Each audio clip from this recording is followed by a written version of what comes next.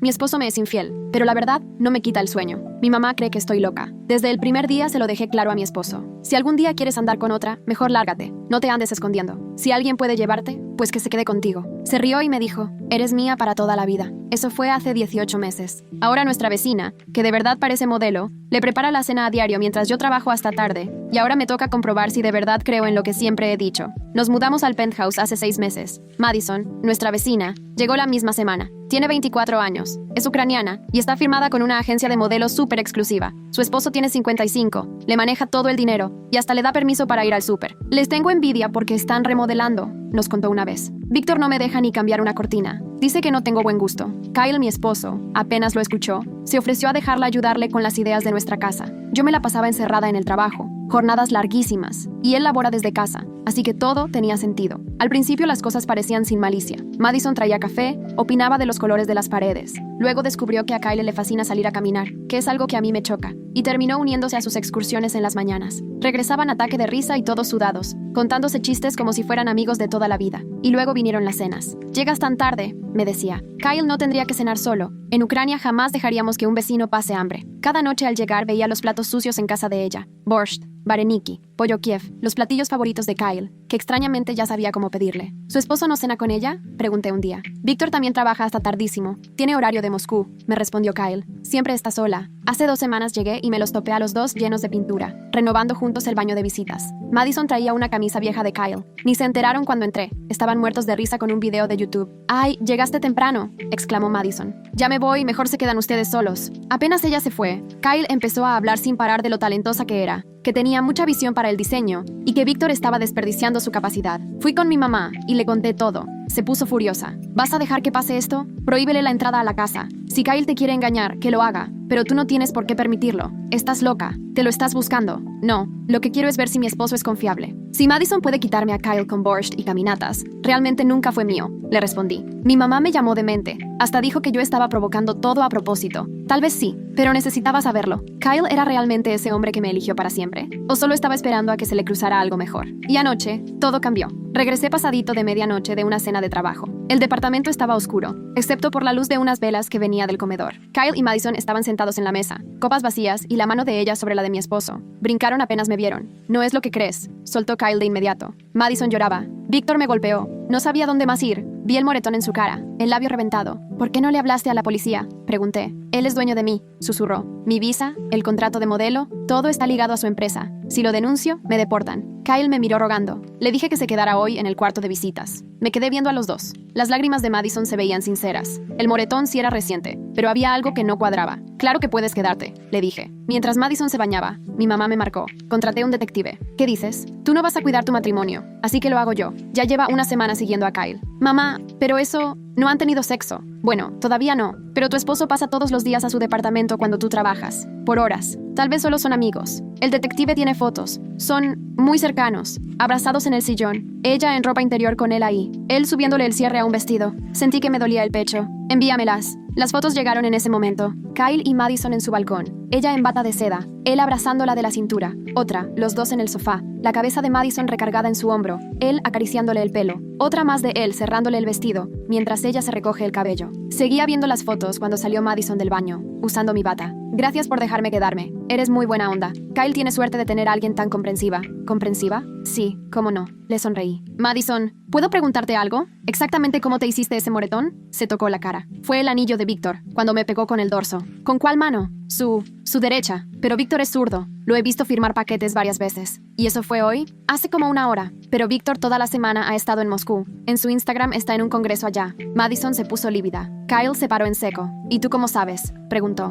Lo sigo en Instagram. Qué curioso que desde Moscú la haya podido golpear. Se hizo un silencio horrible. A Madison ya no le salía ninguna lágrima. Kyle nos veía a las dos como si fuera un animal acorralado. En ese momento, mi celular vibró. Era el detective. Necesitas ver esto. Acabo de tomar la foto. Hay alguien en tu departamento. Era la foto de nuestro cuarto. Por la ventana se alcanzaba a ver a una persona revisando mis cajones. Todos estábamos en la sala. Eso significa que alguien más había entrado al departamento. Kyle, dije muy despacio. ¿Quién más tiene llaves? La cara se le fue al piso. El celular de Madison empezó a sonar. Madison vio la pantalla y lo soltó nerviosa. El identificador decía, esposa. Pero Madison no tiene esposa. A menos que... Me quedé helada, con la mano a medio camino del teléfono, mirando la pantalla brillante en el piso. Esposa. Kyle quiso entrar al cuarto y le agarré la muñeca tan fuerte que no pudo avanzar. Mi instinto de abogada fue más rápido que mis emociones. Necesitábamos pruebas. Había que dejar todo como estaba. Esperar a la policía antes de que el que andaba en la recámara destruyera lo que buscaba. Saqué mi celular y marqué al 911 sin soltar a Kyle ni quitarle el ojo de encima a Madison. Ella ni siquiera se movió para agarrar su teléfono. Dejó de sonar y la pantalla se apagó. Se había esfumado cualquier rastro de lágrimas en su cara. Madison seguía ahí, con mi bata, brazos cruzados, mirándome, como calculando todo. Kyle trató de soltarme, pero lo detuve con más fuerza. Contestó la operadora y reporté que había alguien en mi casa, revisando nuestras cosas en la recámara. Madison seguía viendo su teléfono en el piso como si de ahí fuera a salir algo terrible. La cara de Kyle pasó de perpleja a pálida al caerle el 20. La operadora me dijo que ya venían los oficiales y si estábamos en peligro. Le expliqué que estábamos todos en la sala y el intruso en la recámara. Nos pidieron que nos quedáramos ahí y no colgáramos. Madison por fin se agachó por su celular, pero le dije que lo dejara. Se quedó congelada a la mitad y me miró. Todavía tenía su acento, pero vi algo diferente en su mirada. Se enderezó sin agarrar el celular y se sentó en el sillón. Kyle no dejaba de temblar. Preguntó qué estaba pasando y solo le respondí: ahorita lo vamos a saber. Los 4 minutos que tardaron los policías se nos hicieron eternos. Nadie decía nada. Madison seguía ahí, sentada sin moverse en el sillón. Kyle estaba parado junto a mí, respirando agitado. Se alcanzaban a escuchar ruidos bajitos desde la recámara, como si anduvieran revisando los cajones. Finalmente llegaron las patrullas y yo bajé a abrir la puerta para que pasaran los oficiales. Entraron con la mano sobre la pistola y les señalé la recámara. 2 se fueron directo por el pasillo mientras otros 2 se quedaron con nosotros en la sala. Desde la recámara escuchamos gritos: ¡manos arriba! ¡No se mueva! ¡Al suelo! Más oficiales pasaron corriendo y Madison ni se inmutó. Seguía clavada en el sillón. Kyle me agarró del brazo y me preguntó si yo ya sabía que iba a pasar eso. Le dije que no, que del intruso no tenía ni idea, aunque ya sospechaba que algo no cuadraba con la historia de Madison. Al poco rato salió un oficial de la recámara escoltando a un tipo esposado, como de 30 y tantos, vestido todo de negro y con una bolsa para cámara. El hombre, bien cínico, dice ser personal de mantenimiento y que venía a revisar una fuga, pero el oficial le muestra un celular con fotos de documentos. Eran mis papeles, archivos de mi oficina en la casa, contratos de clientes y registros financieros. El tipo no supo qué contestar sobre por qué se supone que personal de mantenimiento estaría tomando fotos de documentos legales a medianoche. Lo sentaron en una silla del comedor y comenzaron a interrogarlo. Me acerqué para verlo bien y entonces caí en cuenta. Ya lo había visto antes, en el vestíbulo. Se registró como invitado de Madison 2 veces la semana pasada. Me acuerdo perfecto porque chequé el registro buscando entregas y vi el mismo nombre 2 días seguidos. Le dije al oficial que ese hombre ya había venido varias veces al depa de Madison. Madison se puso blanca como papel y apretó el cojín con las manos. Kyle la miraba con la boca abierta. El policía me preguntó si estaba segura y le dije que revisaran el registro del edificio. Madison intentó ponerse de pie, pero un oficial le pidió que siguiera sentada. Se quedó quieta, como estatua. Otro oficial salió con bolsas de evidencia y me preguntó si los documentos eran míos. Le confirmé que son expedientes de mis clientes del despacho y que llevan info confidencial de casos abiertos. El policía que tomaba declaración le preguntó a Madison si conocía al hombre esposado. No contestó, así que Kyle le preguntó directo si lo conocía. Madison bajó la mirada. Le temblaban los hombros, pero no lloró. El oficial volvió a preguntarle y al final Madison asintió. En el cuarto solo se escuchaban las radios de los policías. Le pedí a Madison que me dejara ver su celular y dijo que no. Lo abrazó con las 2 manos contra el pecho. Un oficial sugirió que tal vez era hora de que Madison se retirara, ya que el asunto era policial y ella no estaba involucrada. Yo me metí y expliqué que justo antes de encontrar al intruso, Madison había recibido una llamada muy sospechosa, marcada como esposa, en el identificador de llamadas. El agente la vio y le preguntó sobre eso. Madison contestó que solo fue una llamada equivocada. Señalé su celular que aún estaba tirado en el piso, y el oficial lo levantó con guantes y revisó la pantalla. Ahí venía la llamada de un contacto guardado como esposa. Le pidió que lo explicara. Madison solo se abrazó más fuerte y dijo que era complicado. Kyle la veía como si de pronto fuera otra persona. Su cara pasó de pálida a colorada y apretó los puños. El policía insistió en saber cuál era el vínculo entre ella y el tipo esposado. Madison respiró profundo y confesó que era su cuñado, Bertram, pero aseguró que no tenía idea de que él había entrado a nuestro departamento esa noche y que no hablaba con él desde hacía semanas. El oficial le preguntó por qué su cuñado se metió en el depa del vecino para tomar fotos de documentos legales, y Madison solo pudo decir que no sabía. Su historia se le venía abajo, y cada respuesta salía peor que la anterior. Kyle, con la voz quebrada, le preguntó por qué les mintió en todo. Madison no contestó. La policía seguía revisando y yo aproveché para salir a llamar a mi mamá. Contestó al primer tono y le pedí que viniera en friega y que trajera a Thea. Me dijo que ya iban en camino y que llegaban en 15 minutos. Por lo visto, el investigador privado seguía vigilando el edificio. Llegaron más oficiales y empezaron a tomar fotos de todo, a buscar huellas y a recabar pruebas. Nos tomaron declaración por separado. Madison seguía en el sillón, con cara de acorralada, mientras la interrogaban. Kyle estaba por la ventana contándole a otro policía cómo le había dado a Madison el código de la puerta para emergencias. Yo estaba en la cocina contando todo lo que había pasado cuando llegaron mi mamá y tía. Tía entró directo y empezó a preguntar cosas que dejaban claro que ya le había tocado lidiar con broncas así.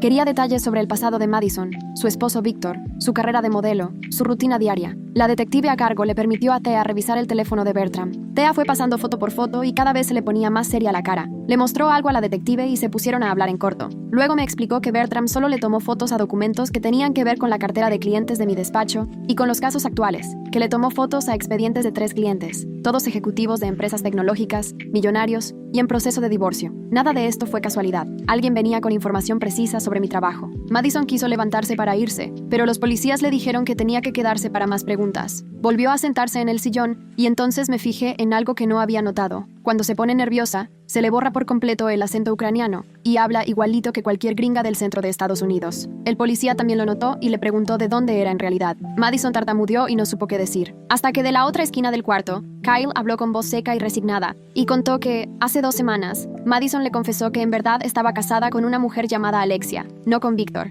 Según Madison, lo de Víctor era fachada porque su agencia de modelos, la Elite, era muy conservadora y jamás aceptaría que fuera lesbiana, así que tenía que hacerse pasar por hetero para no perder su carrera. Kyle le creyó. Pensando que hacía lo correcto, creyó que mantenía una mentira necesaria para protegerme. Nunca me contó nada porque Madison le pidió, casi suplicando, que no dijera nada hasta que encontrara la manera de salir del closet sin riesgo. El silencio vuelve a llenar el cuarto y todas las miradas se clavan en él. Kyle baja la cabeza, derrotado. Parece que se viene abajo. Thea le pregunta si Madison alguna vez le presentó a Alexia, y Kyle solo mueve la cabeza para decir que no. Luego Thea quiere saber si alguna vez vio el supuesto contrato de modelo de Madison, pero Kyle otra vez niega. Después le pregunta si llegó a conocer a Víctor en persona, y Kyle vuelve a responder que no. Sin decir nada, Thea me mira. Su expresión lo dice todo. Madison manipuló por completo a mi esposo, detectó sus puntos vulnerables y se aprovechó de cada uno. Su deseo de ayudar, el querer ser digno de confianza, ese orgullo de ser el confidente de alguien. Usó todo eso para meterse en nuestra casa y en nuestras vidas, mientras planeaba esa cosa que ahora llaman operativo. Me vuelvo hacia Kyle con una voz dura y fría. Él intenta explicarse, pero levanto la mano para que se calle. El detective termina de revisar la escena y se acerca con su libreta, justo cuando Kyle empieza a soltar todo de golpe.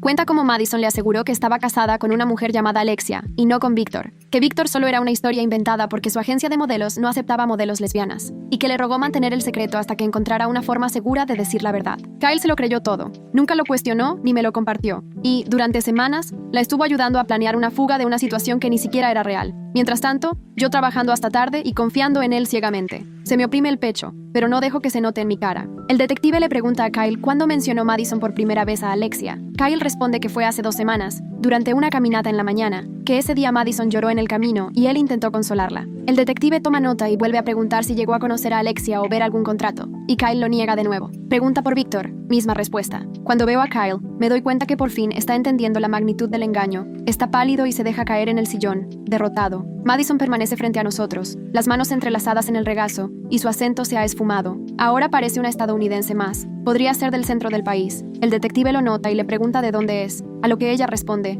Ucrania, pero ni suena convencida. Nadie le cree. Thea me toca el codo y me lleva a la cocina, donde saca su celular y me enseña más fotos, tomadas ayer por la tarde. Madison sentada en una cafetería con 2 personas más, una mujer morena de unos 30, con el pelo recogido, y un hombre que se le parece mucho, seguramente hermanos. En la mesa hay papeles esparcidos, y, al hacer zoom, veo planos arquitectónicos, horarios de seguridad y listas de nombres. Hasta mi nombre aparece en una de esas listas. En la siguiente foto, Madison señala algo en los planos mientras la mujer toma notas, y el hombre está con el celular. Estuvieron ahí más de 1 hora, y luego cada quien se fue por su lado. Thea me cuenta que su compañero, Holden, siguió a Madison de regreso al edificio, y ella a los otros 2 hasta un hotel en el centro. Todo esto fue planeado. Nada fue casualidad. Eligieron nuestro edificio a propósito, y Madison claramente tenía cómplices. Vuelvo a mirar hacia la sala. Madison está ahí rodeada de agentes. Se ve frágil y asustada, pero ahora sé que todo es pura actuación. Todo lo que mostraba era puro teatro. Entra otro detective, mayor, canoso, con una mirada aguda. Se presenta, pero ni la mano da,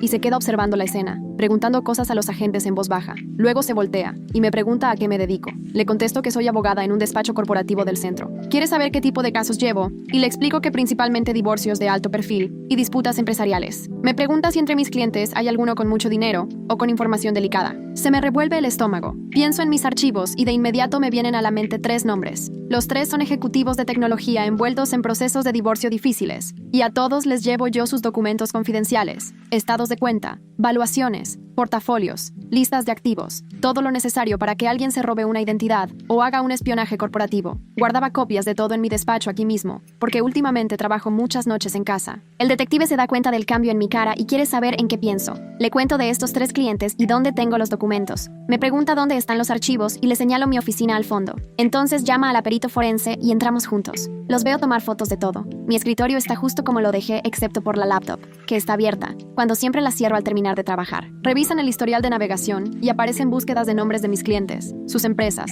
sus parejas, los montos de los acuerdos. Yo no hice esas búsquedas. Alguien más estuvo en mi escritorio y revisó todo. El detective pregunta si alguien más tiene acceso a ese cuarto. Niego, pero luego dudo. Kyle se quedó solo varias veces cuando Madison estuvo de visita. Ella pudo haber entrado cuando él estaba en otro lado. O quizá él mismo la dejó pasar pensando que ayudaba a una amiga o dándole consejos de negocios. El estómago se me sigue apretando. Le preguntan si los archivos tienen contraseña. Digo que sí, pero mi laptop inicia sesión automática al abrirla. Una seguridad básica que ahora me parece hasta ridícula. La perito encuentra más detalles. Alguien abrió mi cajón, movió archivos, revisó todo cuidadosamente, pero no lo dejó igual, solo parecido. El detective pide que Kyle pase a la oficina. Kyle entra cabizbajo. Le preguntan si Madison alguna vez estuvo sola en ese cuarto y dice que sí, que incluso le dio el código de la puerta hace 3 semanas por si había una emergencia, y que varias veces se quedó sola en el depa mientras él salía a hacer mandados. El detective anota, con la cara desencajada por la imprudencia. Cuando regresa, Madison sigue en la sala con los agentes. El detective se sienta frente a ella y empieza a interrogarla, sereno pero firme. Pregunta por Alexia y Bertram.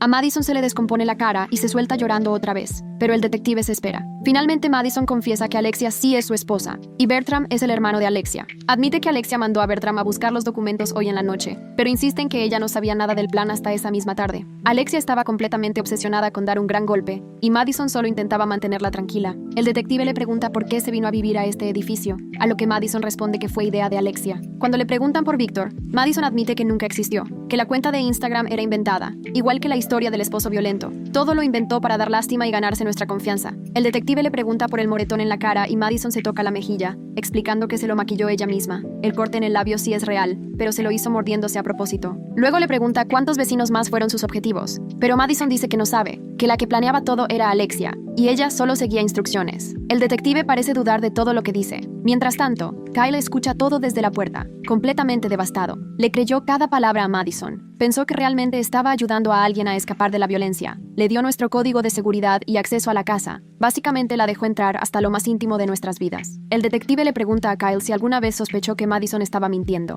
Kyle le asegura que no, que Madison de verdad parecía asustada y desesperada. Luego le pregunta si alguna vez tuvieron una relación física. Kyle contesta fuerte que no, que solo eran amigos y que él solo quería ayudarla. Cuando le preguntan si solían estar a solas, Kyle admite que sí, que salían a caminar en las mañanas, hacían trabajos de reparación en las tardes, cenaban juntos cuando yo llegaba tarde del trabajo, y que durante 6 meses pasaron un montón de tiempo solos. El detective anota todo. Kyle me mira deshecho, buscando algún consuelo, pero yo no puedo ni devolverle la mirada. No puedo cargar con su culpa ahora, sobre todo porque está en juego toda mi reputación profesional. Mi esposo permitió que una estafadora tuviera acceso a archivos confidenciales de clientes. Todo lo que he construido está ahora en peligro porque confié en él, y él, a su vez, confió en Madison. El detective se pone de pie para hacer una llamada. Habla apenas en susurros, pero alcanzo a escuchar que menciona arrestar a Bertram y detener a Madison. Los policías entran y se llevan a Bertram sin que él oponga resistencia. Le leen sus derechos y le ponen las esposas. Luego el detective le dice a Madison que queda detenida como posible cómplice mientras la interrogan. Madison rompe en llanto y asegura que no sabía nada,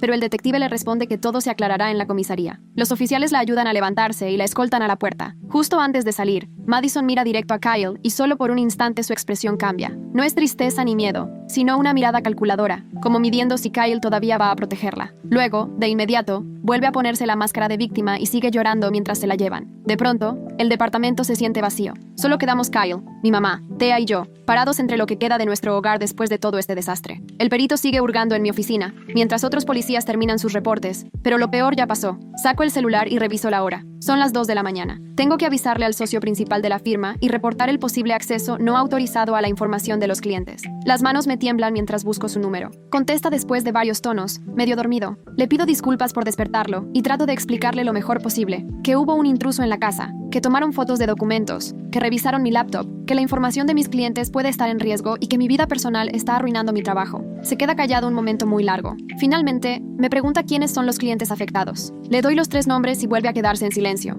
Y aunque no dice nada, Puedo sentir su decepción. Después pregunta si la policía recuperó las fotos y le digo que sí. Luego quiere saber si se compartió o vendió la información, pero todavía no lo sé. Me pide que me presente en la oficina apenas amanezca porque hay que avisar a los clientes y revisar el daño. Me asegura que lo vamos a resolver, pero el tono de su voz me deja claro que mi futuro como socia está en la cuerda floja. Cuelga y me quedo en la cocina, mirando el celular con la mente en blanco. Mi mamá me ve con tristeza. Thea está hablando en voz baja con el detective, y Kyle se quedó sentado en el sillón con la cabeza entre las manos. El detective termina de hablar con los demás policías y viene hacia mí. Me dice que Bertram será acusado de robo e intento de robo de documentos confidenciales, que Madison sigue detenida para interrogatorio y que decidirán los cargos en cuanto terminen la investigación. Me advierte que seguramente me van a volver a llamar para más preguntas en los próximos días. Me entrega su tarjeta y se va con los demás policías. El perito termina en mi oficina y me recomienda no usar la laptop hasta que el equipo de informática la revise. Luego se va. Al final, solo quedamos nosotros cuatro: Kyle, mi mamá, Thea y yo. El silencio es tan pesado que nadie sabe ni qué decir. Mamá se va directo a la cocina y comienza a preparar té, como si eso pudiera arreglar algo. Cuando el agua hierve, sirve 4 tazas. Nos sentamos todos en la mesa donde, unas horas antes, Kyle y Madison estaban tomando vino. Las velas todavía están ahí, consumidas hasta la base. Thea rompe el silencio y nos cuenta todo lo que ella y Holden descubrieron, que llevan 3 días siguiendo a Madison desde que mi mamá los contrató. Sospecharon que había mucho más detrás de esto cuando vieron los movimientos de Madison. Se reunía siempre con las mismas 2 personas, pasaba horas estudiando la distribución del edificio, hacía preguntas a los vecinos sobre la seguridad y los horarios. Thea dice que Madison lleva exactamente 6 meses viviendo aquí, y que al revisar con la administración del edificio, encontraron reportes de robos menores y problemas de seguridad desde que ella llegó. A un vecino le clonaron la tarjeta de crédito, a otro le usaron la identidad para abrir cuentas, los códigos de acceso al edificio cambiaban sin razón aparente. Madison no solo nos utilizó a nosotros, estaba operando en todo el edificio como parte de algo mucho más grande. Thea me muestra su archivo, con fotos, cronogramas y notas súper detalladas. Todo muy profesional. La verdad, mi mamá sí que contrató a la gente indicada. Thea dice que no podían hacer más hasta lo de esta noche cuando Bertram actuó, y que ahora la policía ya tiene todo lo necesario. Camino a mi oficina en casa, y Thea me sigue. La laptop sigue donde la dejé en la mañana, como si nada. Thea se pone guantes, abre el historial y revisa lo que han buscado. Siento un nudo en el estómago al ver nombres de mis clientes, sus empresas, montos de divorcios, avalúos de propiedades, detalles de cuentas bancarias, todo revisado paso a paso, mientras yo estaba trabajando fuera. Thea confirma que las horas coinciden justo con los días en que Kyle dijo que Madison estuvo aquí sola. Hace capturas de pantalla de todo mientras yo no puedo más que quedarme ahí, sintiéndome fatal. Kyle aparece en la puerta y cuando volteo a mirarlo, se queda viendo la pantalla, pálido. Le pregunto de frente cuántas veces Madison estuvo en el departamento sin él. Titubea y me dice que tal vez unas 3 o 4, cuando fue a la tienda o salió por algo de comer, pero jura que nunca fue más de media hora. Thea le muestra los registros y resulta que algunas sesiones duraron más de 1 hora. Veo cómo a Kyle se le cae la cara al comprender que Madison le mintió descaradamente sobre quedarse viendo la tele. En teoría, ella solo estaba aquí viendo televisión o en el celular, pero realmente estaba robando información confidencial de mis clientes. Siento una rabia tremenda, pero controlo el tono y le pregunto qué más le permitió hacer sin supervisarla. Insiste que nada más, que solo esas ocasiones, y porque pensó que era de confiar. Me río y hasta yo noto el veneno en mi voz. Thea empaca mi laptop como evidencia y dice que el equipo forense va a hacer un análisis a fondo. Me pregunta si tengo archivos físicos de clientes ahí. Le muestro el archivero. Toma fotos de todo antes de que empecemos a revisar una a una las carpetas. En papel no parece faltar nada, pero eso no significa mucho si Madison les tomó fotos con el celular. Nos echamos 2 horas catalogando cada archivo, cada hoja, cada nota. Mi mamá trae café en algún momento, pero ni lo pruebo. Amanece y yo sigo sin dormir. Me meto a bañar y me pongo mi mejor traje como si fuera una armadura. Manejar rumbo al centro se siente irreal. Mi oficina ocupa los pisos del 12 al 15 de una torre de cristal. Llevo 7 años trabajando aquí, forjando mi reputación caso por caso. Ahora tengo que plantarme frente a los socios principales para explicar cómo puse en riesgo todo. 3 socios están sentados junto al director de ciberseguridad. Se ven serios, pero la decepción es evidente. Les cuento todo tan objetivamente como puedo. El vecino que se metió a mi casa, la invasión, el historial en la laptop con búsquedas no autorizadas. Hacen preguntas y les contesto siempre de frente. ¿Cuánto tiempo tuvo acceso esa persona? ¿Alguna vez mencioné nombres de clientes en casa? ¿Se fotografió algún documento físico? El de ciberseguridad toma notas y avisa que necesitan mi laptop para un peritaje completo. Me pregunta por mis respaldos y la seguridad de mi nube. Le digo que todo tiene contraseña, pero Madison estuvo en mi departamento durante meses. Pudo haberme visto poner contraseñas, pudo haber instalado algún programa espía, pudo haber hecho lo que fuera. El socio principal que me contrató luce cansadísimo. Dice que va a ser necesario notificar a todos los clientes que puedan estar comprometidos con una posible filtración. Justo cuando creí que mi promoción a socia ya era casi un hecho, ahora se ve inalcanzable. Ellos son completamente profesionales. Nada de gritos, nada de acusaciones. Solo una decepción silenciosa que duele más que cualquier reclamo. Me piden que me tome el resto del día para arreglar mi vida personal. Mañana nos vemos para hablar de los siguientes pasos. Salgo de la sala y varios colegas no se atreven ni a verme. Siento como mi reputación se va desmoronando frente a todos. Cuando llego a casa, Kyle está sentado en la sala. Se para en cuanto me ve y empiezan a hablar. Perdóname, de verdad, nunca quise que esto pasara. Madison se veía buena onda. Levanto la mano y lo detengo. En frío le digo, haz tu maleta y vete a un hotel mientras decido qué voy a hacer. Él protesta diciendo que nunca pasó nada físico con ella. Me río, pero me sale seco el sonido. Eso no importa. Da igual si la tocaste o no. Tú fuiste quien la dejó entrar aquí, a nuestra casa, a mi vida, a mi oficina. Le diste acceso a todo y guardaste el secreto durante semanas. El problema no es lo físico, es la traición de confianza. Él se pone a llorar y dice que hará lo que sea por arreglarlo.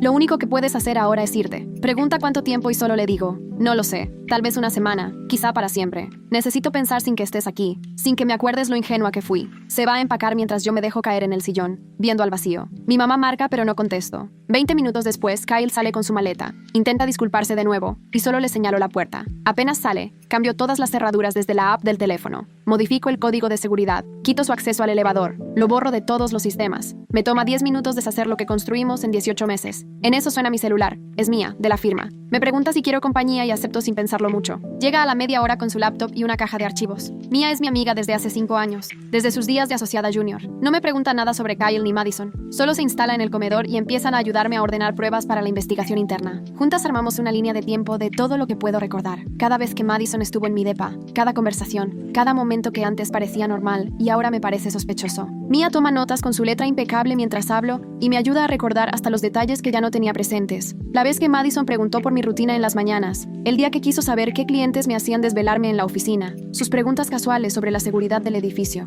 todo era para sacar información. Trabajamos horas hasta tener un expediente digno de cualquier fiscal. Mia le toma fotos a todo lo que Tia ya había recolectado. Cruzamos los registros de visitantes del edificio con mi agenda laboral para demostrar cuándo Madison tuvo acceso sin supervisión. Ya en la noche, por fin tenemos un expediente completo. Mia cierra la laptop y me pregunta cómo estoy. Le digo honestamente, no lo sé. Me abraza y solo dice, la firma va a salir adelante y tú también. Cuando Mia está guardando sus cosas, me llama el detective. Me dice que ya identificaron a Madison y que me siente porque lo que viene no está fácil. Su verdadero nombre es Madison Volkov y la buscan en 2 estados más por el mismo tipo de fraude. El año pasado, se metió en la casa de un doctor en Boston usando casi el mismo pretexto. Robó datos de sus pacientes para venderlos y robar identidades. Antes le hizo algo parecido a un inversionista en Seattle. Es su modus operandi, ganarse la amistad y la confianza de su víctima, tener acceso y luego robar información confidencial. El detective continúa. Alexia Cobb es su esposa y cómplice en todo esto. Llevan por lo menos 3 años metidas en estos fraudes, pero probablemente más. Le respondo que para nada me siento afortunada,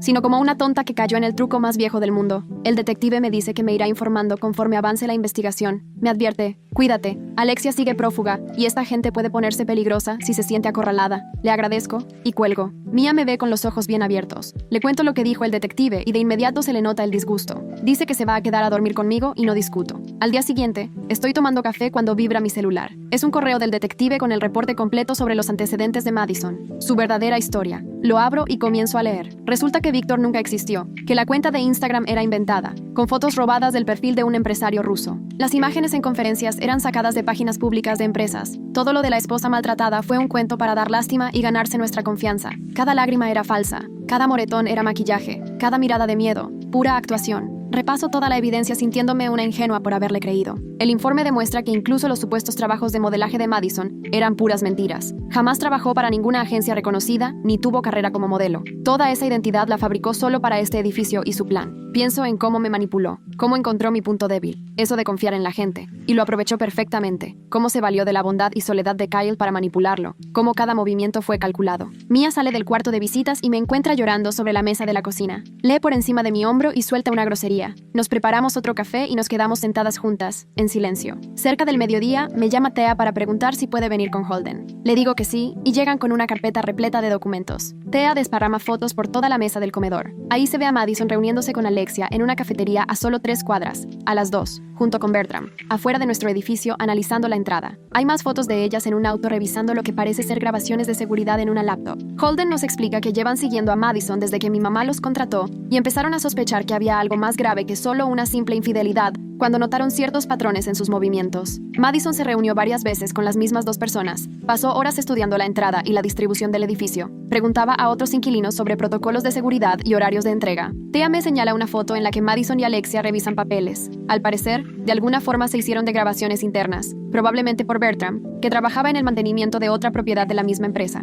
Estudiaron los horarios, identificaron objetivos y planearon cómo entrar. Nuestro departamento no fue seleccionado al azar. Nos eligieron por mi carrera y mis clientes. Holden me muestra imágenes de Bertram entrando al edificio disfrazado de personal de mantenimiento al menos 3 veces el mes pasado. Resulta que ya había entrado antes de la noche en que lo descubrimos. Thea dice que tienen pruebas de que Madison estuvo espiando por lo menos otros 5 departamentos. Éramos apenas uno de los varios objetivos activos. Al día siguiente, tengo junta con la administración del edificio. La administradora se ve incómoda buscando el contrato de Madison y confirma que la renta se pagó por adelantado, 6 meses en efectivo, a nombre de una empresa fantasma registrada en Delaware. El estudio de antecedentes salió limpio, pero ya ven que todo era falso. Referencias inventadas, empleo falso, historial de crédito montado, todo hecho para pasar cualquier filtro. La administradora me promete que ahora sí van a hacer investigaciones más profundas, llamadas a dueños anteriores, y revisiones extra con agencias de crédito. Pide disculpas una y otra vez, pero eso ya no cambia lo que pasó. Pregunto por los otros vecinos que Madison investigó, y la administradora dice que siguen revisando, pero que ya hay al menos otros 2 departamentos con denuncias de actividades sospechosas. A uno le robaron datos de su tarjeta, y a otro le usaron la identidad para abrir cuentas falsas. Todo era una operación criminal en el edificio. Pregunto cómo es que nadie se dio cuenta antes, y acepta que sí habían tenido reportes de fallas de seguridad, pero pensaron que eran los típicos problemas urbanos. Nadie había conectado los puntos hasta ahora. Salgo de la reunión enojada con todos, incluso conmigo.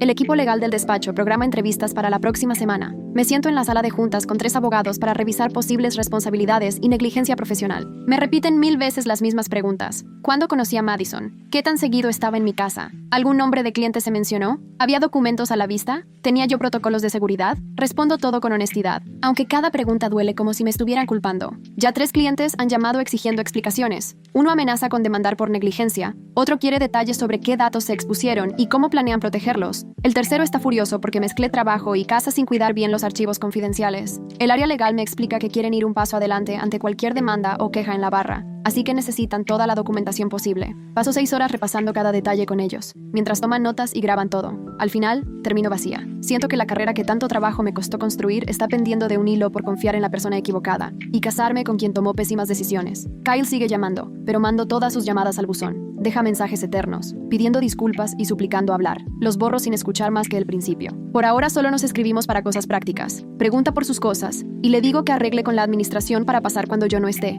Pregunta por las cuentas y le mando lo que le corresponde. Quiere intentar terapia de pareja y ni siquiera le contesto. Mi mamá me llama a diario. Insiste que me divorcie cuanto antes. Dice que Kyle permitió todo y no merece otra oportunidad. Yo le respondo que no puedo decidir nada todavía, ahogada entre declaraciones, juntas de crisis con clientes y tratando de controlar los daños. Mi mamá dice que solo estoy posponiendo lo inevitable, que es mejor terminar de una vez, pero yo necesito tiempo para entender y procesar todo antes de también enfrentar el final de mi matrimonio. Kyle sigue mandando mensajes, preguntando si todavía hay esperanza para nosotros. Me quedo viendo la pantalla un buen rato antes de animarme a escribirle que no lo sé. Me contesta casi de inmediato, preguntando si hay algo que pueda hacer. Le soy sincero, nada de lo que haga ahora va a cambiar lo que pasó. La confianza se rompió y no sé si eso se puede reparar. Me pone que está dispuesto a esperar el tiempo que sea necesario. Ya no le respondo porque, honestamente, no sé ni qué decirle. 3 días después de que todo se fue al carajo, el detective me llama para avisarme que ya entraron al departamento de Madison con la orden de cateo. Me veo con él en la estación de policía, donde sobre una mesa va poniendo las fotos de las pruebas, cámaras ocultas en portarretratos, una laptop con software para espiar redes, pasaportes falsos con la cara de Madison y 5 nombres diferentes, licencias de manejo de 3 estados, y un archivo lleno de pestañas, una para cada vecino, con notas detalladas de nuestros horarios, trabajos y quién nos visitaba. Mi expediente es el que más hojas tiene, registros de mis horarios de oficina, nombres de clientes que seguramente escuchó entre paredes o por las ventanas,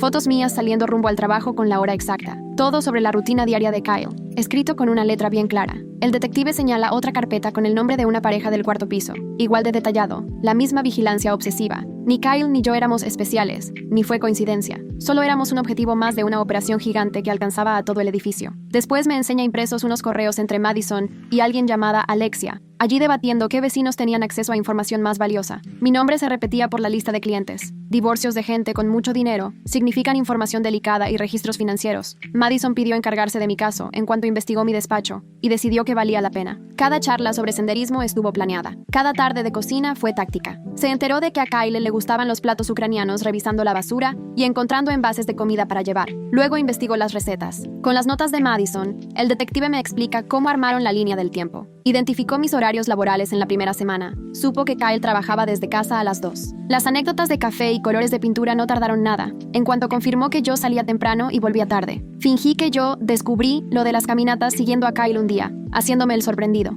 Toda la amistad, toda fue montaje, vigilancia, investigación. Nada casual ni sincero. Me siento en esa sala de juntas viendo pruebas de mi propia ingenuidad y siento que algo en mí se rompe. Algo que no tiene que ver con Kyle, ni con mi matrimonio, ni con mis ideas. El fin de semana, Mia llega a mi departamento con su laptop y su libreta legal. Tenemos que prepararnos para las reuniones con clientes en las que tendré que dar la cara, explicar la violación de seguridad y cómo fue que se vulneró información confidencial. Ella me ayuda a redactar cartas honestas de notificación, evitando ser alarmistas. Practicamos lo que voy a decir cuando los clientes pregunten cómo pudo pasar esto, cómo explicar que llevé trabajo a casa y no protegí bien los archivos, cómo asumir la responsabilidad sin echarle la culpa a nadie más. La primera cita es el lunes por la mañana con un ejecutivo tech en pleno divorcio complicado, acciones y propiedad intelectual de por medio. Me siento frente a él en la sala de juntas y veo en su cara el cambio cuando le cuento todo. Está molesto pero se contiene. Pregunta en detalle qué documentos estaban en mi casa, si alguien fotografió sus estados financieros, qué medidas de seguridad está implementando el despacho. Respondo directo y le digo que entiendo si quiere cambiar de representante. Se queda pensando un buen rato y al final dice que agradece mi honestidad, pero que esto es inaceptable y que lo hablará con los socios. La segunda cliente es parecida, una señora cuyo esposo esconde bienes fuera del país. Ella entiende la situación, pero está furiosa porque su información personal terminó en manos de criminales. Me dice que confiaba en que cuidaría sus intereses y le fallé en lo fundamental. No discuto, tiene toda la razón. El tercer cliente ya amenaza con demandar tanto a mí como al despacho por negligencia e incumplimiento del deber. Su asunto involucra datos empresariales que podrían afectar a su compañía si se filtran. Su abogado ya está preparando la demanda. Aguanto su enojo sin intentar excusarme. La realidad es que no hay justificación posible. El martes en la tarde, el detective vuelve a marcar. Alexia y 2 más desaparecieron. Las llamadas de Madison registradas muestran que habló 3 veces en los 20 minutos que hubo entre que la confronté por lo de Víctor y la llegada de la policía, así que Alexia tuvo tiempo de largarse. Están siguiendo transacciones y comunicaciones, pero fue una operación sofisticada. Empresas fantasma, pagos en Bitcoin, apps de mensajería cifrada. Es probable que Alexia ya haya salido del país con documentos falsos, como los que encontraron en el depa de Madison. El detective dice que ya trabajan con autoridades federales porque el caso se va a otros estados e involucra robo de identidad, pero reconoce que alguien así de preparado suele tener plan B. Madison se quedó, quizá porque sí la agarraron desprevenida, o porque era la pieza que podían sacrificar. Pero de cualquier manera, la cabecilla ya no está. Paso las siguientes 2 semanas casi sin pegar ojo. Declaraciones legales con el equipo del despacho, juntas con clientes para dar explicaciones y pedir disculpas, reuniones de control de daños con los socios, consultas de seguridad para entender qué falló y cómo evitar que se repita. Cada noche regreso a un penthouse que ya no siento mío,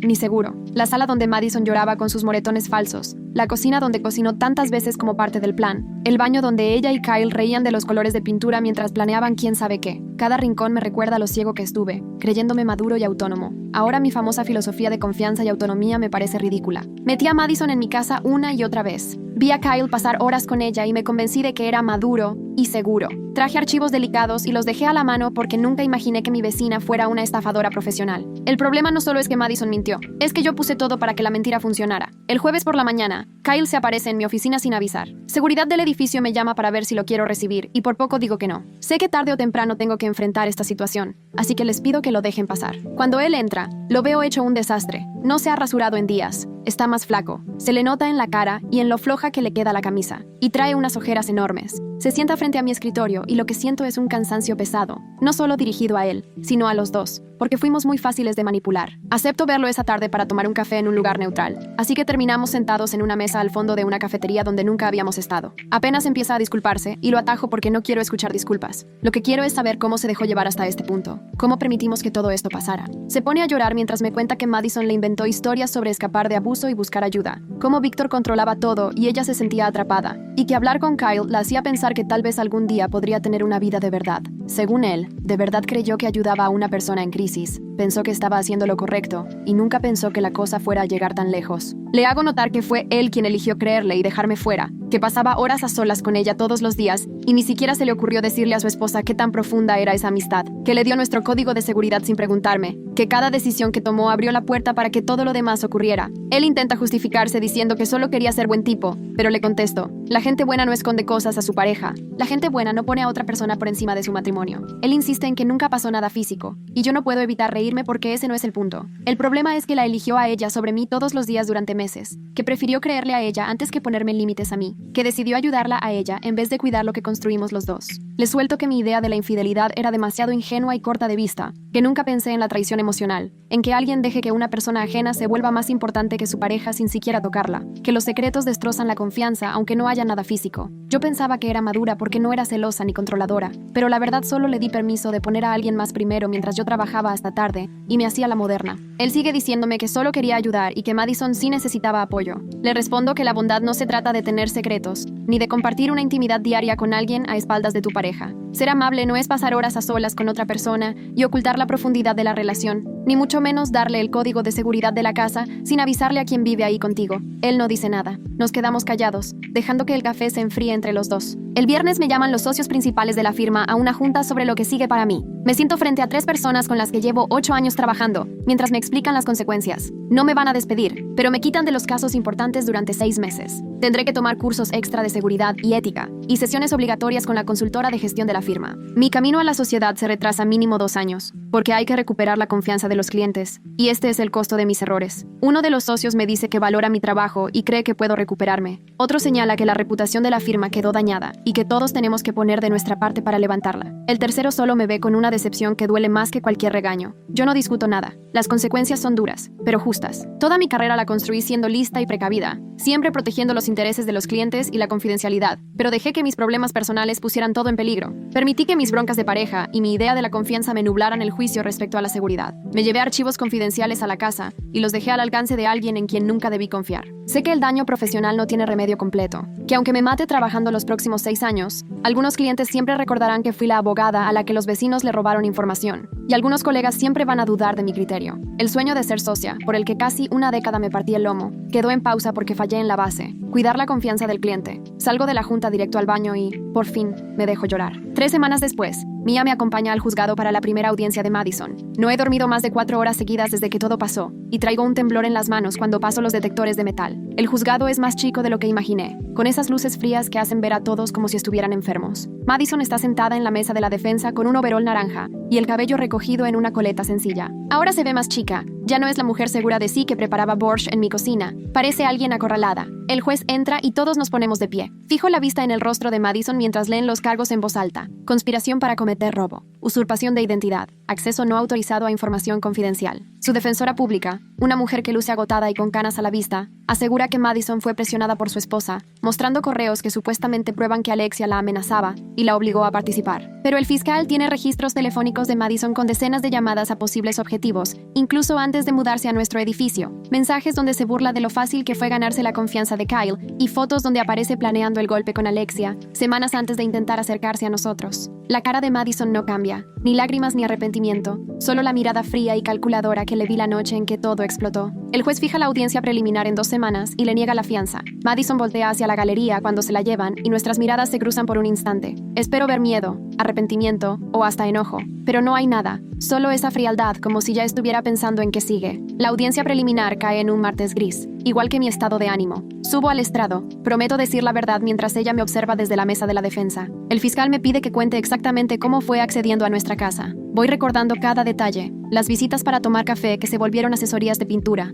las salidas con Kyle, las cenas que ella preparaba cuando yo llegaba tarde de la oficina, cómo se ponía sus camisas, aprendía sus platillos favoritos, y poco a poco terminó metida en nuestra rutina diaria. El fiscal me muestra las fotos tomadas en mi estudio, la pantalla de mi laptop con los nombres de mis clientes, el archivero abierto, mis apuntes sobre acuerdos de divorcio y activos financieros. Voy identificando cada cosa y le explico qué tipo de información confidencial estaba expuesta. La abogada de Madison se la pasa objetando, pero casi todo termina siendo admitido. Cuando cuento el día en que llegué y los encontré cenando a la luz de las velas, Madison se inclina hacia su abogada y le susurra algo. Las dos voltean a ver a Kyle, que está hasta atrás con la cara desencajada. El fiscal me pregunta si noté algo raro en el comportamiento de Madison y les empiezo a contar sobre el moretón falso, la historia de Víctor, la llamada de alguien que ella guardó en el celular como esposa. La sala se queda en silencio en lo que les explico cómo se le caía el acento cuando estaba bajo presión, cómo se le cortaban las lágrimas en cuanto se daba cuenta de que yo la había cachado mintiendo. La defensora intenta argumentar que todo se debe a celos por la amistad de mi esposo con su clienta, pero antes de contestar miro a Madison directo a los ojos. Le digo al juez que no fue por celos. Le explico que yo misma puse a prueba mi filosofía sobre la confianza y que fue ahí donde descubrí que mi esposo había fallado. y mi vecina era en realidad una delincuente. Madison me sostiene la mirada con esos ojos vacíos, y en ese instante me cae el 20. No está pensando ni en los cargos ni en las pruebas. Está calculando qué historia podría ayudarle a reducir su condena, qué estrategia usar con el jurado, qué truco todavía le queda. El juez decide que sí hay razones para ir a juicio y se llevan a Madison, que ni siquiera voltea a vernos. Esa noche, mientras sigo revisando expedientes en el DEPA temporal, me llega un correo de Kyle. El asunto dice, perdóname, y la verdad casi lo borro sin leerlo, pero hay algo que me detiene. Son 12 párrafos donde asume toda la culpa de lo que pasó. Dice que se sentía solo porque yo trabajaba demasiado. Cuenta que Madison parecía sinceramente herida y que él solo quería ayudarla. Ahora entiende que todo fue manipulación, aunque en ese momento pensó que era una amistad de verdad. Se ofrece a pagar todos mis gastos legales si la firma decide investigarme, y dice que dará lo necesario si algún cliente interpone una demanda. Me deja el contacto de su abogada y me asegura que ya transfirió dinero a una cuenta a mi nombre. Al final remata diciendo que comprende si nunca lo perdono, pero que necesitaba que yo supiera que está verdaderamente arrepentido. Leo su correo 3 veces buscando alguna excusa o justificación, pero no hay ninguna. Solo acepta que sus decisiones permitieron todo lo que vino después. Llega demasiado tarde y es muy poco. El daño a mi carrera y mi reputación no se arregla con dinero. La traición a la confianza no se borra con disculpas, pero al menos por fin es honesto sobre lo que sus secretos terminaron costándonos a los dos. No respondo el correo. Lo guardo en una carpeta, junto con toda la evidencia de este desastre, y cierro la laptop. A la mañana siguiente, Thea me llama y me pregunta si podemos vernos para tomar un café. La encuentro en una cafetería tranquila cerca de mi oficina, ya sentada en una mesa de la esquina con 2 tazas listas. Me pasa una y saca su tableta. Su investigación fue mucho más profunda que solo seguir a Kyle y Madison. Me enseña registros de otras 4 ciudades de los últimos 3 años: Boston, Seattle, Denver y Atlanta. En cada lugar, Madison y Alexia rentaban departamentos en edificios exclusivos cerca de gente exitosa. Se la pasaban semanas estudiando a sus objetivos, y luego se acercaban cuando ya sabían todo. Un doctor en Boston con pacientes adinerados, un inversionista en Seattle conectado con el mundo tech, un abogado en Denver encargado de patrimonios millonarios, una contadora en Atlanta con acceso a fideicomisos familiares. Siempre el mismo patrón. Madison se mudaba y se hacía amiga de alguien solitario o confiado. Creaba todo un drama sobre estar atrapada o controlada. Conseguía acceso a casas, oficinas e información. Después, Alexia y su equipo usaban ese acceso para robar datos y aprovecharlos o venderlos. Thea me muestra reportes policiales de 2 ciudades donde hubo denuncias, pero nunca se pudo probar nada. Hay entrevistas de gente que describe a Madison igualita, guapa, vulnerable, buenísima para descifrar las necesidades emocionales de los demás. Todo estaba planeado y ejecutado con precisión. Tenían el talento de detectar a personas con acceso a información valiosa y sabían manipular para que sus víctimas quisieran ayudar. Thea me cuenta que ahora el FBI se involucró porque los delitos ya cruzaron estados y que sospecha que Madison y Alexia pueden ser parte de algo más grande. Veo la línea de tiempo y me doy cuenta de que solo soy la última de muchas víctimas. Nada de nuestra amistad fue real. Todo fue perfectamente calculado. El sábado mi mamá llega con despensa y artículos de limpieza. No pregunta si necesito ayuda. Simplemente empieza a organizar el depa temporal como si fuera su misión de vida. Me siento en el sillón y la veo acomodar comida, mover muebles y poner orden entre el caos. Cuando termina, se sienta conmigo y me toma de la mano. No decimos nada en mucho tiempo. Yo solo empiezo a repasar en voz alta todo lo vivido en los últimos 6 meses. Cómo Madison trajo café ese primer día y nos echó porras por la remodelación. Cómo le preguntó a Kyle por sus caminatas y descubrió su amor por los senderos. Cómo aprendió a cocinar sus platillos favoritos y usaba sus camisas viejas. Cómo lloró por Víctor y fingió sentirse desamparada. Todas las señales de alerta que ignoré por estar tan metida en mi idea de la confianza y la autonomía. Todos esos momentos en los que preferí creer que la gente es buena, en vez de protegerme. Mi mamá no interrumpe ni opina, solo me sostiene la mano mientras lloro. Cuando por fin paro de hablar, se levanta y prepara té. Nos quedamos ahí, tomando té en silencio, viendo cómo la luz de la tarde se apaga despacito. Y aún así, no me dice, te lo dije, por lo de la investigadora, ni que debí escucharla. No es necesario, su presencia lo expresa todo. A veces amar a alguien es intervenir aunque luego se enoje. A veces proteger es más importante que respetar la filosofía del otro. El lunes en la mañana, el detective llama con una noticia inesperadamente buena. Su equipo logró recuperar la mayor parte de los datos robados de los clientes en la nube de Bertram antes de que alguien pudiera venderlos o usarlos. Los archivos estaban encriptados, pero su gente de tecnología lo resolvió. Van a mandar todo al equipo de seguridad de mi despacho para que evalúe el verdadero impacto. Esto ayuda a reducir el daño con mis clientes. Accedieron y copiaron la información, pero no la explotaron ni la distribuyeron. De todos modos, la confianza ya está rota. Alguien se metió sin permiso a revisar mis datos financieros y mis estrategias legales, pero por lo menos no hay pruebas de que esa información haya terminado en manos de la competencia, ni que la hayan usado para robar identidades. Estoy llamando personalmente a cada cliente afectado para explicarles la situación. 2 me agradecen por mantenerlos informados y se nota el alivio cuando les digo que la filtración fue muy limitada. Otro, en cambio, me amenaza con demandarme solo porque el incidente ocurrió. y la verdad es que no lo culpo. Al fin y al cabo, fallé en proteger la información que me había confiado, y aunque todo se haya recuperado, eso no me quita la responsabilidad de haberla puesto en riesgo. Mi socio principal reconoce que esto ayuda, pero no resuelve todas las consecuencias. El despacho de todas formas quedó con la reputación dañada, y otros clientes siguen con la duda sobre la seguridad. Yo sigo a prueba y mi asociación se mantiene en pausa. Por fortuna, logramos evitar el peor de los escenarios y puedo decir que el daño real quedó controlado, aunque el potencial era tremendo. Mia me recomienda a una terapeuta experta en ayudar a profesionistas con traumas derivados del trabajo y, aunque me cuesta aceptar que necesito ayuda, termino agendando una cita. El consultorio es chiquito y se siente cómodo, con una luz tenue y plantas por todos lados. Ella me pide que le cuente todo lo que pasó y no dejo nada fuera. Le platico la historia completa. Cuando termino, me pregunta cuál creo que fue mi mayor error. Le digo que confiar en Madison y dejarla entrar a mi casa. Ella niega con la cabeza, tranquila, y me dice que mi error en realidad no fue confiar, sino no poner límites ni verificar, simplemente por estar demasiado aferrada a un principio filosófico. Tener ideales sobre la autonomía y la confianza está bien, pero si los aplicas de forma rígida y sin ver la complejidad de las cosas, te puede salir caro. Me pregunta si yo dejaría que un extraño se quedara cuidando mi laptop mientras voy al baño en un café. Le contesto que claro que no. Me pregunta por qué, y le explico que porque no lo conozco, podría robársela. Ella asiente, y me hace ver que yo sé reconocer cuándo tener cuidado según quién es la persona y qué hay en juego. Pero esa lógica no la usé con Madison, probablemente porque estaba distraída con lo de Kyle y con todo el drama alrededor. La terapeuta me ayuda a entender que la confianza madura implica tanto confiar como verificar, y que proteger lo importante no está peleado con conectar con los demás. Me dice también que mi manera de pensar es valiosa, pero que tengo que dejarla evolucionar con mis experiencias, no aferrarme a una versión vieja solo porque alguna vez la decidí. Quedamos en vernos cada semana para trabajar lo demás. 6 semanas después del arresto, Madison acepta un acuerdo: 5 años de cárcel a cambio de cooperar para dar con Alexia y recuperar lo robado en fraudes anteriores. El fiscal me llama antes de hacerlo público y me dice que Madison aportó detalles de su operación, cómo elegían a sus víctimas, qué datos buscaban, dónde vendían la información. Menciona también posibles escondites de Alexia y los nombres de otras personas de la red. Su testimonio ayudará a atrapar a peces más gordos, pero Alexia sigue sin aparecer. Se esfumó la noche del robo y no ha usado tarjetas de crédito ni contactado a nadie. El FBI cree que ya está fuera del país con un pasaporte falso. Podrían estarla buscando tanto en Europa como en Sudamérica a estas alturas. Por lo menos, me quedo con la satisfacción de que Madison sí va a pagar por lo que hizo. 5 años no es poca cosa y cuando salga casi tendrá 30.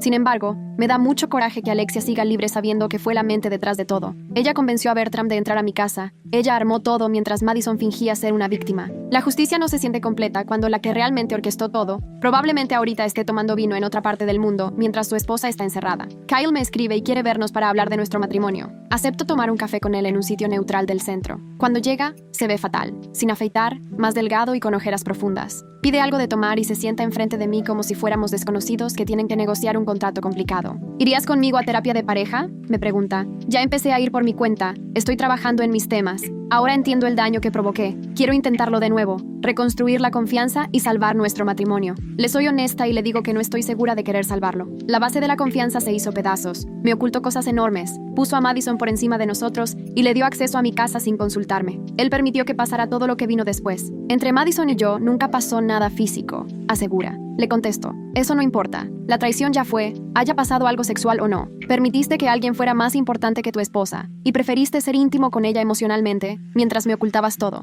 La terapia de pareja no va a servir si de verdad no estamos dispuestos los dos a pelear por esto. Y sinceramente, ahorita no estoy ni segura de que alguno tenga las ganas o la energía para empezar de nuevo. Kyle se quiebra y empieza a llorar. Te amo y lo siento. Le creo que se arrepiente, pero un lo siento no borra el daño ni arregla lo que se rompió. Le digo que necesito más tiempo para decidir qué quiero. Terminamos el café en un silencio incómodo y cada quien se va por su lado. Ese domingo, mi mamá viene a cenar y trae comida de mi restaurante favorito. Cenamos en mi mesita de la cocina y, por fin, me suelta la verdad sobre por qué contrató a Thea. Me dice que no solo fue porque sospechaba de Kyle, reconoció el patrón en el comportamiento de Madison por algo parecido que le pasó hace años a una amiga suya en otra ciudad. Una mujer atractiva se mudó a su edificio, se hizo amiga del esposo, consiguió entrar a la casa. La supuesta pareja abusiva era en realidad su esposa y cómplice. Robaron información financiera e intentaron usarla para fraude de identidad antes de que las cacharan. Mi mamá vio el mismo guión. La historia dramática de víctima, la confianza instantánea, el interés por alguien con acceso a información sensible. Por eso no dudó en contratar a Thea, porque sabía exactamente lo que estaba viendo.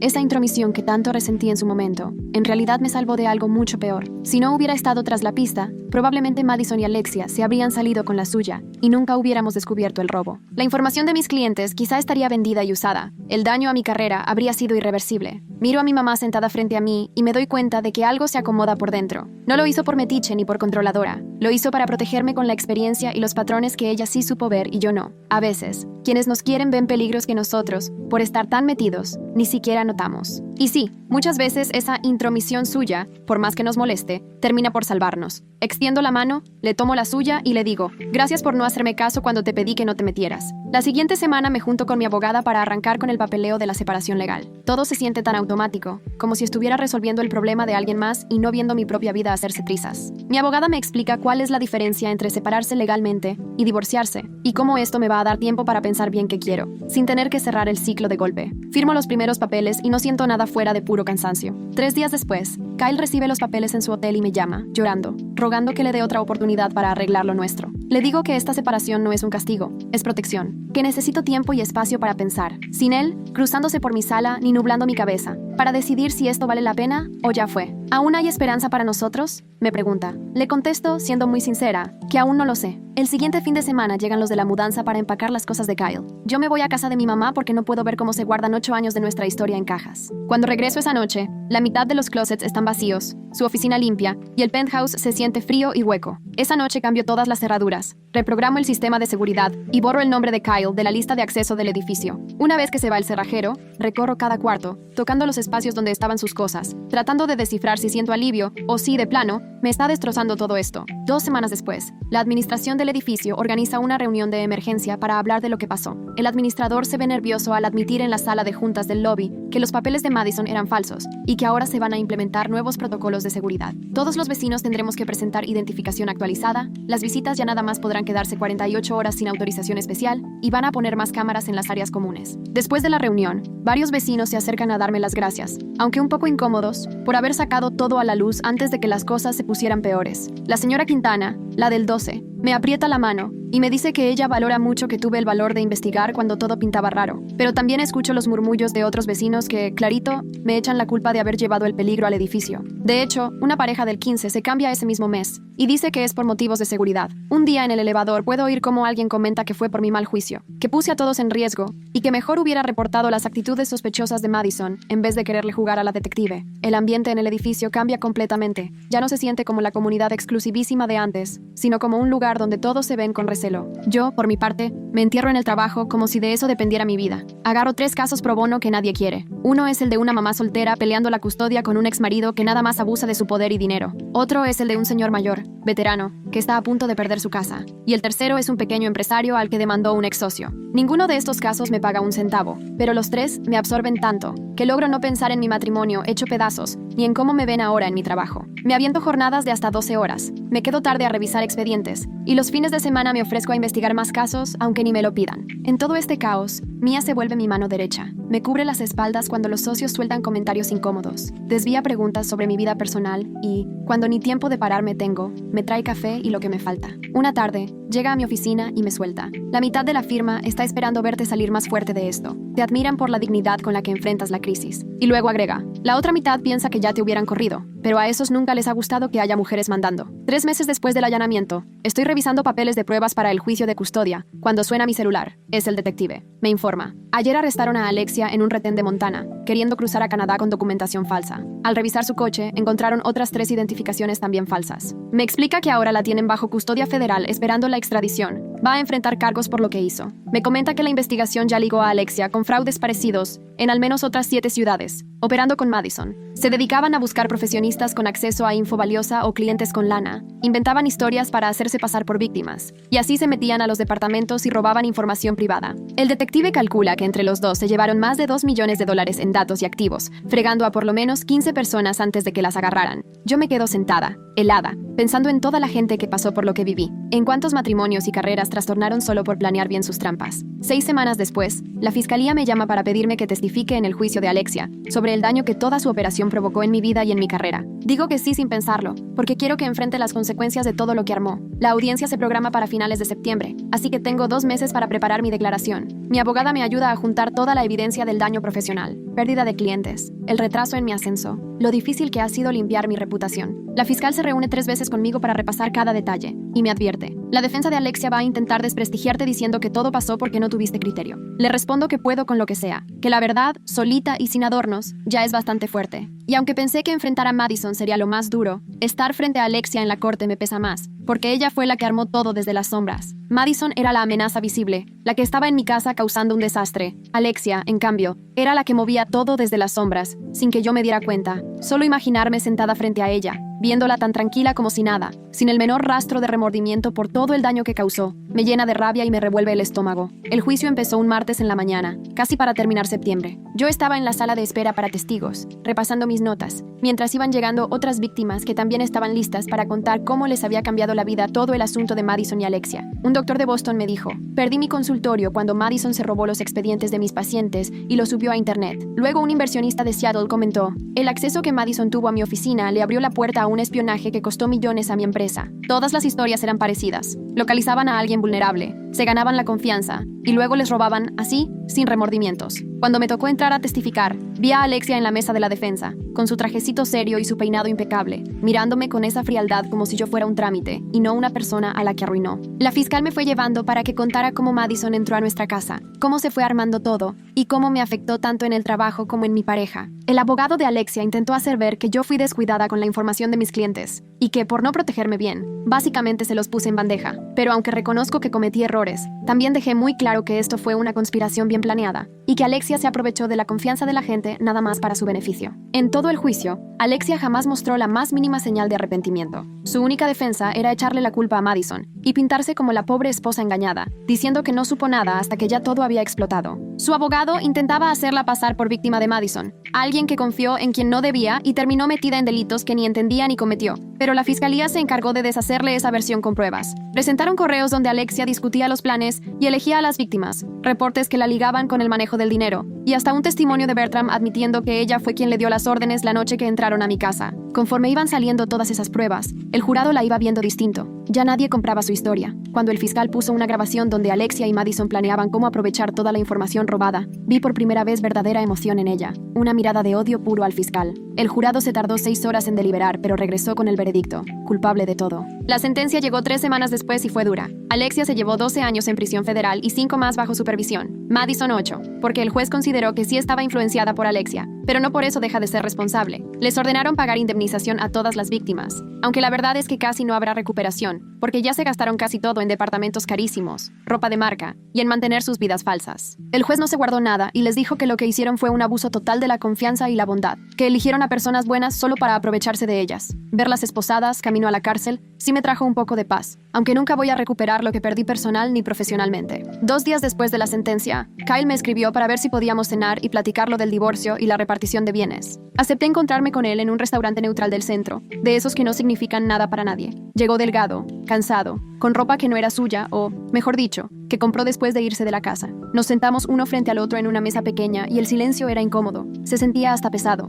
Me preguntó cómo estoy y le di la versión resumida de lo del juicio y el trabajo. Él me contó de su departamento nuevo, que anda buscando chamba desde que dejó el trabajo remoto, y cómo la terapia le ha ayudado. Pedimos algo de comer, pero ni tocamos los platos. Más bien íbamos repartiendo las cosas como si estuviéramos resolviendo los negocios de otra gente, no de nosotros que alguna vez nos juramos todo. Kyle quería que todo fuera justo. No puso peros a nada y quedó que vendiéramos el penthouse, que dividiéramos cuentas y separáramos las inversiones sin tanto drama. Todo fue civilizado, pero frío, como si los dos estuviéramos actuando para otra historia. A mitad de la cena, Kyle confesó que va 2 veces por semana a terapia, para entender por qué fue tan fácil que Madison lo manipulara. Su terapeuta lo ayudó a ver que toda la vida ha querido ser el bueno con todos, aunque eso le costara ser un buen esposo. Dijo que se enfocó tanto en salvar a Madison, que acabó olvidándose de lo que realmente era importante, que necesitaba sentirse héroe, y eso le hacía falta en nuestro matrimonio, donde todo ya era estable y seguro. Tal vez ese crecimiento y claridad habrían servido hace 6 meses, pero hoy, sentada frente a él, escuchando que ahora entiende lo que pasó, solo siento cansancio y resignación. Saber el motivo no borra el daño. Kyle me preguntó si creía que había alguna oportunidad para nosotros ahora que ha cambiado, pero le aseguré que no, que el daño era mucho y la confianza ya no existe, que mejor iniciar de nuevo cada quien por su lado y sin esa sombra encima. Así, antes del postre, quedamos en un divorcio de mutuo acuerdo y en dividir los bienes de la forma más limpia posible. Nadie quiso quedarse con el penthouse, demasiado pesado de recuerdos y engaños, por lo que acordamos venderlo y repartir el dinero. Kyle se quedó con su auto y sus ahorros para el retiro.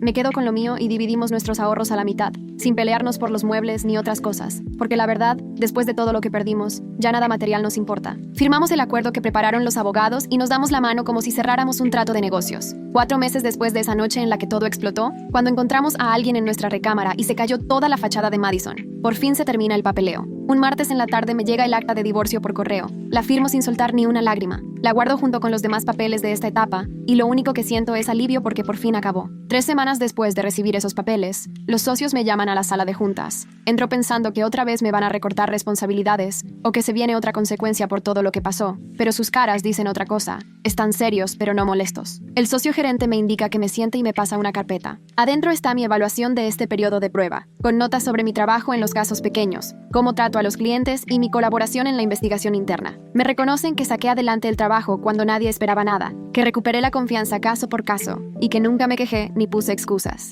El socio gerente me dice que, a partir del mes que viene, vuelve a asignarme casos importantes, aunque seguiré esperando al menos 2 años más para ser socia. Tengo claro que la confianza rota se reconstruye con el tiempo, pero me siento afortunada de que me den esta segunda oportunidad y la acepto sin pensarlo mucho. 2 meses después, ascienden a mí a socia y voy a su ceremonia sin sentir celos ni resentimiento, porque se lo merece. En su discurso menciona todo lo que aprendió de mí en plena crisis, cómo le mostré lo que es la integridad profesional incluso cuando todo parece venirse abajo. Algunos colegas que me habían dado la espalda todos esos meses asienten mientras habla, y noto que su generosidad ayuda a limpiar un poco mi nombre, algo que sola nunca hubiera logrado. Después de la ceremonia, Mia me da un abrazo y me susurra que me recomendó para 2 de sus casos extra, clientes importantes que necesitan a alguien que sepa manejar asuntos personales complicados. Poco a poco vuelve a llegar el trabajo, quizá no como antes, pero sí porque la gente respeta que enfrenté el desastre con honestidad y sin excusas. 6 meses después de aquel allanamiento, firmo el contrato de un departamento más chico en otra zona de la ciudad. El edificio, aunque lejos de ser un penthouse, tiene mejor seguridad, acceso con tarjeta, cámaras y un portero que sí revisa las identificaciones. Mi mamá me ayuda a mudarme y pasa el fin de semana acomodando muebles, colgando cortinas y platicando de lo bonitos que son los colores y la luz natural, sin mencionar a Kyle ni una sola vez. Lleva comida y cenamos sentadas en cajas todavía sin desempacar. Me dice que ve este lugar como un nuevo comienzo,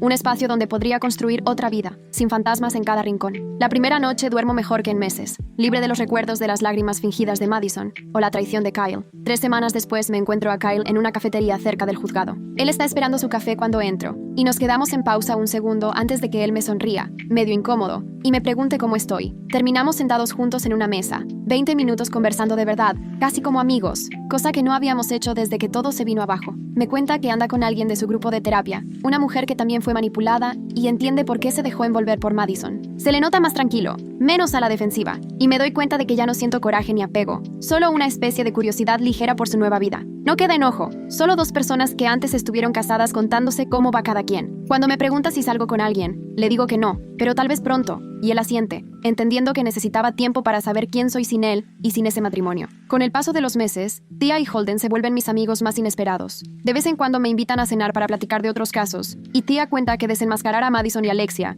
ayudó a desarmar una red de fraudes que operaba en varias ciudades importantes. El FBI ya vinculó su modo de operar con 12 víctimas más en 6 estados, siempre usando el mismo show de vulnerabilidad armada y acceso estratégico a datos sensibles. Holden me enseña fotos de vigilancia de un caso en Chicago, donde pescaron a otro equipo usando los mismos métodos, y saber que todo mi desastre sirvió para proteger a otros hace que la pesadilla pese menos. Brindamos por las pequeñas victorias y me dicen que soy más fuerte de lo que muchos creen, porque casi nadie que cae en fraudes tan elaborados vuelve a levantar su prestigio profesional como yo. 8 meses después del colapso, una colega de otro despacho me busca por un caso pro bono. Ella fue víctima de otra manipuladora que inventó una emergencia para tener acceso a los expedientes de sus clientes, y ahora se enfrenta a quejas ante la barra de abogados y hasta la posibilidad de quedarse sin cédula. Cuando me reúno con ella, la reconozco al instante. Tiene esa vergüenza, esas ganas de que alguien entienda que lo que le pasó no fue por ser tonta ni por descuidada, solo por ser humana. Paso 3 horas ayudándola, dándole tips sobre cómo documentar la manipulación, juntar pruebas del patrón de la estafadora, demostrar ante el Consejo de Ética que a veces ni las precauciones más razonables alcanzan para evitar engaños de ese nivel. Convertir mi historia en ayuda real para otros se siente como una verdadera victoria, encontrarle sentido a tanta ruina. 1 año después de que todo se vino abajo, estoy sentada en mi departamento revisando papeles y caigo en cuenta de que, sí, soy feliz, pero no feliz como antes, creyendo que mi confianza me hacía especial, sino con una satisfacción real por la vida que armé otra vez. El departamento es más pequeño, pero es mío, y está decorado con lo que yo escogí, sin tener que ceder nada. Mi ascenso se retrasó, pero poco a poco vuelvo a llenar mi agenda gracias a recomendaciones de personas que valoran cómo manejé la crisis con integridad. Ahora veo la confianza de otra manera. Pasé de un idealismo medio ingenuo a entender, con los pies en la tierra, que la naturaleza humana es mucho más compleja, que no basta con confiar, sino que también hay que comprobar y distinguir entre confiar a lo tonto y confiar con cabeza. Ya no soy la misma que llegó a ese penthouse hace 18 meses, y la verdad lo agradezco, porque aquella versión de mí se dejó llevar y terminó viviendo exactamente lo que debía aprender. Hoy ceno con mi mamá todos los domingos, y nuestra relación es mucho más fuerte. Jamás me echa en cara lo de Kyle o Madison, ni presume que tenía razón cuando yo me equivoqué. Simplemente se sienta conmigo cada semana, me cuenta las novedades de su club de lectura y me pregunta cómo voy con mis casos. A veces la pesco viéndome con una satisfacción tranquila, no porque me haya ido mal, sino porque sobreviví y aprendí del golpe. Una vez me soltó que estaba orgullosa de cómo lo afronté, cómo asumí mi responsabilidad en lugar de buscar pretextos y cómo me reconstruí en vez de salir huyendo. Viniendo de ella, que rara vez da cumplidos, eso vale más que cualquier reconocimiento del trabajo. He comenzado a salir de nuevo, pero sin prisas ni necesidad de demostrarle nada a nadie. Conozco gente por medio de amigos o el despacho, y me acerco a cada relación midiendo mejor los límites, sin perder la apertura, pero con la dosis justa de cautela. Mi manera de ver la confianza ya no tiene nada de ingenua. Sigo creyendo en dar oportunidades, pero ahora reviso antes de confiar. Ya no ignoro las señales de alerta y prefiero cuidar mi carrera en vez de dejar que lo personal la contamine. Los hombres con los que salgo ya saben lo que pasé y lo que aprendí, y al que no le acomoda mi nuevo enfoque, ya ni siquiera le doy otra oportunidad. No me interesa apresurar nada por demostrar que ya estoy lista. Prefiero conectar de a poco con personas que entienden que la verdadera sabiduría, muchas veces, viene después del desastre. 18 meses después del robo, el despacho me restituye oficialmente. El socio gerente me llama y me da un caso pesado: representar a un alto ejecutivo tech en un divorcio muy enredado, con millones y negocios especulando en la mesa. Mi primera reacción fue la ansiedad, sobre todo porque el caso se parece a lo que ya viví y sé lo que implica manejar información delicada de clientes ricos. Pero justo por eso entiendo que ahora tengo una perspectiva distinta. Conozco los riesgos al dedillo, sé cómo operan los vivales en busca de abogados con acceso a datos jugosos, y sé proteger a mi cliente mejor que quien nunca se ha quemado. Tomo el caso, y la primera semana me dedico a reforzar todos los protocolos de seguridad, cuidando la información de mi cliente como debí cuidar la mía. 8 meses después llega el juicio, y esta vez estoy preparada como nunca. Todo en orden, testigos afilados, sin dejar un solo detalle al aire. Mi cliente confía plenamente en mí porque le fui transparente con mi pasado y lo que aprendí de él, y eso creó una relación sólida, no la fe ciega de antes. El abogado contrario intenta usar mi experiencia pasada para señalarme como incompetente, pero yo lo enfrento directo desde mi declaración. Explico cómo vivir una crisis me enseñó a tomar precauciones que otros nunca se imaginarían. El jurado conecta con esa honestidad, y durante 6 días de juicio desarmo los argumentos de la otra parte, como alguien que se forjó desde cero. Cuando ganamos el veredicto y el acuerdo rebasó por mucho lo esperado, mi cliente me abraza en los pasillos del juzgado, y antes de salir ya les está contando a varios colegas sobre mi trabajo. De ahí salieron 3 nuevos casos grandes en los siguientes meses, todos ejecutivos del sector tecnológico, con divisiones complicadas y secretos de empresa, detalles que no pasaron desapercibidos para los socios senior del despacho. Me llaman, y ahora sí, me regresan mi camino hacia la sociedad, reconociendo que no solo superé la crisis, sino que soy quien mejor entiende y sabe cuidar este tipo de asuntos sensibles, porque traigo no solo el conocimiento legal, sino también la sabiduría ganada a base de caídas. 2 años después de aquella noche en la que el teléfono de Madison detonó todo, me encuentro en mi departamento más pequeño preparando expedientes para la junta de mañana, y por primera vez siento una paz real instalarse en el pecho. No es ese optimismo forzado con el que me manejé tantos meses mientras rehacía mi vida, sino una satisfacción de verdad por lo que soy después del desastre y la recuperación. Mi matrimonio con Kyle terminó en un acuerdo a la buena, más parecido a cerrar un trato que a terminar una historia de amor, y entiendo ahora que lo nuestro se basaba más en mi ideíta ingenua sobre la confianza que en una conexión o un verdadero trabajo en equipo. Madison y Alexia están en la cárcel cumpliendo su condena por el fraude, y aunque esa justicia me significó mucho, ya no define mi historia. Mi carrera estuvo a pique y me tomó 2 años levantarme, pero la abogada que ahora soy comprende la vulnerabilidad y la naturaleza humana de formas que mi yo más joven nunca consideró, y eso hoy me hace mucho más capaz de proteger a quienes depositan en mí sus asuntos más delicados. Aprendí que salir íntegra después de una traición pesa mucho más que nunca haberla vivido, que la sabiduría a veces se paga caro, y que tenía que dejar la idealización de lado y convertirme en alguien que confía, sí, pero sin dejar de verificar. Los expedientes que ahora llenan mi mesa representan a clientes que justo por lo que viví y cómo lo enfrenté, confiaron en mí, y esa certeza es mucho más fuerte que cualquier logro de los tiempos en que todo parecía fácil.